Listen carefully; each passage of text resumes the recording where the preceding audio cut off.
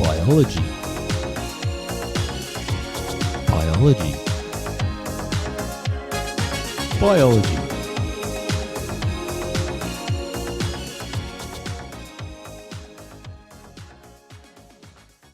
Hey guys, welcome back to another episode of the HSC Biology Podcast.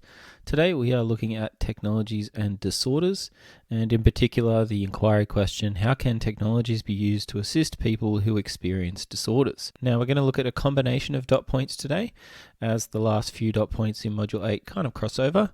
And the first one is explain a range of causes of disorders by investigating the structures and functions of the relevant organs, for example, hearing loss, visual disorders, loss of kidney function. And the second one, continuing on from that, is investigate technologies that are used to assist with the effects of a disorder, including but not limited to hearing loss, cochlear implants, bone conduction implants, hearing aids, visual disorders, spectacles and laser surgery, and loss of kidney function, dialysis. So today we are going to start with hearing loss, and hearing loss is caused by a few different things, and there are a few different types of hearing loss.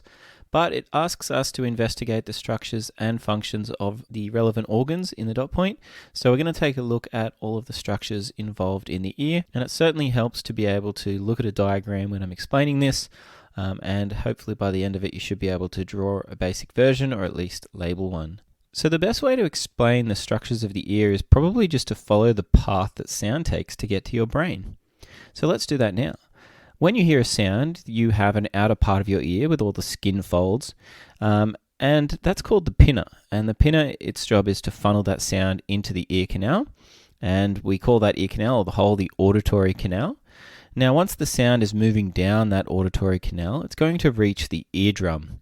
You might also call it the tympanic membrane. Now that tympanic membrane is kind of like a large, almost like a drum skin, that's how I like to think of it, and it has the ability to move forward and backwards. Now it's attached to three very important bones. You might have heard them called the hammer, the anvil and the stirrup, or the malleus, the incus and the stapes. Not sure which one you'd prefer to use, but that's up to you. I'll probably use them interchangeably, so I do apologize if I confuse you a bit.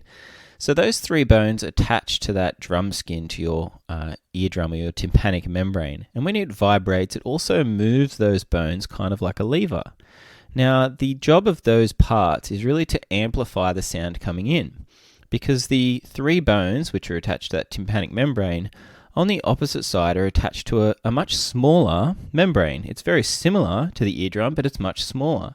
And that's attached to the bottom of the stirrup, or the stapes. And its job is to further transmit that sound into the cochlea. Now, because we have a large surface area in the tympanic membrane and a much smaller area in the oval window, which is what the stapes is attached to, what's going to happen is when a sound wave hits our eardrum and moves those three bones, it's going to cause that oval window to really experience a significant movement. And that means that you can hear very quiet sounds and amplify them to make a very loud noise. And so we're taking advantage of surface area here, which is something you might have done in year 11 quite a bit. Now, as the oval window is moving in and out, it's creating a pressure wave inside the cochlea. And the cochlea is where we're going to be detecting those sounds. Now, the cochlea has a very important organ in there as well, called the organ of Chortie. Now, the organ of Chortie is very complex, and it certainly helps to look at a diagram when you're trying to understand how it functions. But for the most part, it is easy to understand the organ of Chortie kind of like a large rolled up piano. Now, just like your piano has high notes and low notes, so too can your ear detect high notes and low notes.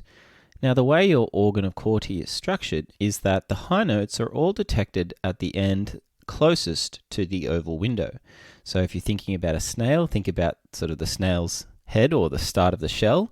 That's where you're going to be detecting those higher pitched notes, up to around 20,000 hertz. Now, as that pressure wave is created by that oval window, it will create very specific frequencies which move through your cochlea.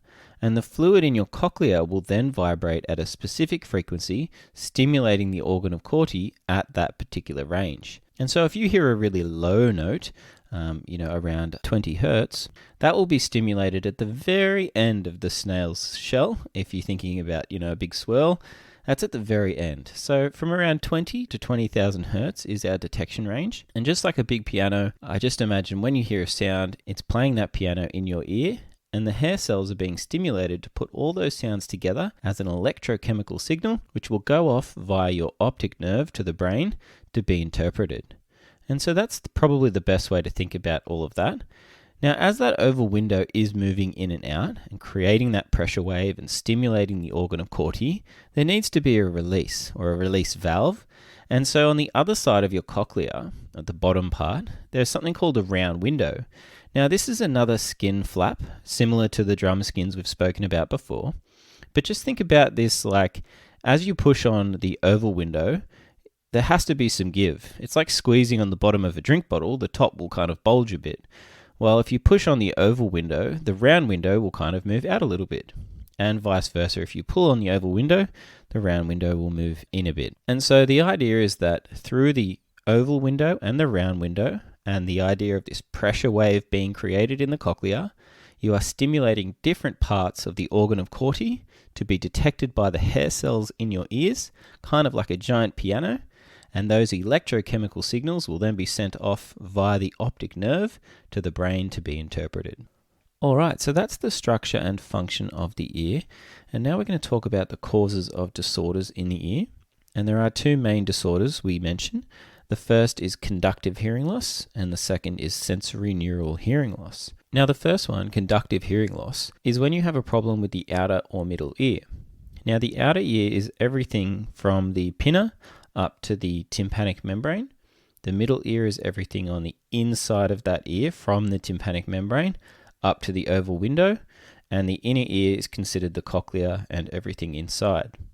So when we talk about conductive hearing loss, it means that something's gone wrong with your ability to conduct that sound into the inner ear. So your outer ear has some damage, or your middle ear has some issues as well. So the main causes of conductive hearing loss include things like the malformation of structures. That is the incorrect structure for transmitting the sound. You might have a perforated eardrum, which could be due to a very loud sound. There might be infections in the outer or middle ear, which can cause damage or a change to the function. You might have damaged ear ossicles in other trauma, such as those loud noises. And you might have some hardening of the stapes bones as well. So anything that inhibits the vibrations moving through to that inner ear is going to be considered conductive hearing loss. Now, sensory neural hearing loss is where you have damage to the inner ear, and that is, as I said before, the cochlea and everything inside, including the organ of Chortie. And once again, there can be similar causes for this type of hearing loss. Damage or malformation in the inner ear again. It could be noise exposure. Again, loud noises continuously can cause damage. Heredity plays a big role as well, so there could be some genetic conditions. Infections also could play a role. Tumors, aging, medication, and birth defects also can be the cause. Alright, so that's sensory neural hearing loss, and it's probably a good idea to have just a few solid examples that you could use as an answer in an exam if you had to. Now, the easiest ones are probably going to be damage caused by loud noises, which is relevant for both conductive and sensory neural hearing loss. Another one is infections, which is relevant to both, and heredity could certainly play a role in either. So they are probably the best examples to use if you have to give one in an exam. Alright, now we're going to jump down to the next stop point, which is taking a look at technologies that are used to assist with the disorders we just spoke about. So we're going to start off with the cochlear ear implant, and that is to assist with the disorder of sensory neural hearing loss, and that is going to be issues with the inner ear.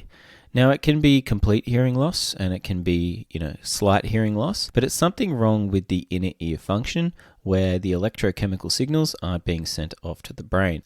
So the way the device works is that on the outside of the ear sits a sound processor, and the sound processor is taking information from the environment and converting it into an electrical signal. Now that's moving off to a transmitter that sits on the outside of the skull, and that transmitter is connected to a receiver that sits inside the skull. And this actually has to be put into a section of the skull that is actually, they actually make a small hole in the skull for this to fit in. Now once the receiver has that signal, it will once again convert that signal into an electrical message, which will move down a wire to an electrode. Now, the electrodes are actually inserted into the cochlea. Now, when they're inserted into the cochlea, they're actually pushed through the round window. So you might remember me talking about the round window before as being the valve for the outlet of the cochlea. Now, as that electrode is pushed into the cochlea, it is pushed around the big swirly snail shell, or the piano, until it gets to the end. Now, that electrode is very specifically made so that it has 22 individual sections which are able to stimulate the cochlea at different points. Now, just like the piano I spoke about before, this is the same sort of thing, but it only has 22 segments, and so you can imagine that the quality of sound coming in is going to be far less detailed than what you can usually hear with the thousands and thousands of hair cells that you have. And so the cochlear implant isn't a perfect replacement for hearing, but the idea is when that signal comes in via that sound processor across the transmitter to the receiver down to the electrodes, it will once again stimulate the sections on that long piano or the organ of Chortie to send an electrochemical signal off to the brain. All right, the second device we're going to look at now is called the bone conduction implant, and that is used to improve or assist with the conductive hearing loss disorder. Now, the way this device works is that on the outside of the skull, once again, sits a sound processor, and that's going to be taking in sound from the environment, and it's going to then send that signal using an external magnet to an internal magnet. Now, the internal magnet is going to be attached to the skull via a titanium implant, and the idea is that this implant is actually going to vibrate forward and backwards and actually vibrate the skull itself.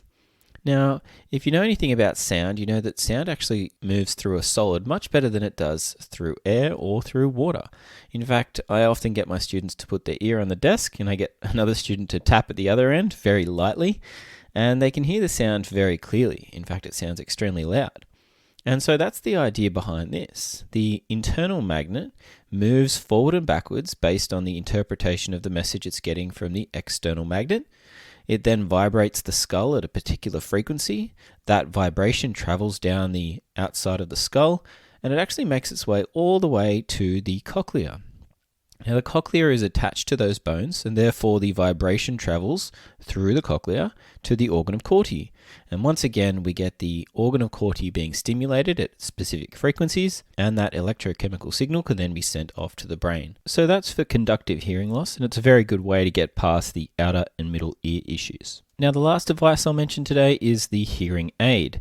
And the hearing aid is a lot more simple than the other two devices, and it is used to assist with conductive hearing loss and sensory neural hearing loss, so it can be used for both. Now, its main role is simply to amplify the sound coming into the ear. So once again, it has an external processor, which is taking in sound from the environment. It's then amplifying that sound and sending it down a wire to a speaker that sits in the ear. Now, that speaker, just like an AirPod or a set of headphones, is amplifying that sound and making it louder. Therefore, the tympanic membrane moves more, the bones transmit that signal at a greater amplitude, and therefore the pressure wave inside the cochlea is greater. And so it can be used to improve both those conditions. Alright, that's it for today's show, guys. I hope you enjoyed that. As always, make sure you check out STEM Reactor at stemreactor.com.au if you need anything for biotechnology in your schools. And if you'd like to help support the show, you can always buy me a coffee at buymeacoffee.com/HSC Biology Pod. See you next time.